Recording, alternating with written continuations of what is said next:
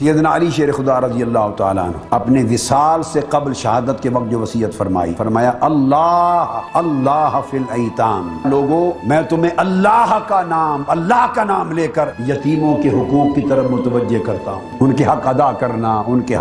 کرنا اور ان کے ساتھ ایسا معاملہ نہ کرنا کہ کبھی ان کو کھانے کا دو اور کبھی نہ دو، کبھی ان کے منہ میں لقمہ پڑے اور کوئی دن بھوکا گزرے اور وہ تمہارے ہاتھ کو تکتے رہیں۔ ان کی مستقل کفالت کا اہتمام کرنا کہ کسی ہاتھ کو تکنے کی بجائے عزت کے ساتھ ان کو کھانا ملتا رہے اور ان کو خود سے دور نہ کرنا۔ آپ نے فرمایا کہ میں نے اپنے کانوں سے آقا علیہ الصلوۃ والسلام سے سنا، آقا علیہ السلام نے فرمایا جس نے ایک یتیم کی کفالت کی، اس کی پرورش کی، اس کی طرف توجہ دی، حتیٰ کہ معاشرے میں ایک باعزت کمانے والا انسان بنا دیا، ایسے شخص پر اللہ تعالی جنت اسی طرح واجب کر دیتا ہے جس طرح یتیم کا مال کھانے والے پر دوزخ واجب کر دیتا ہے۔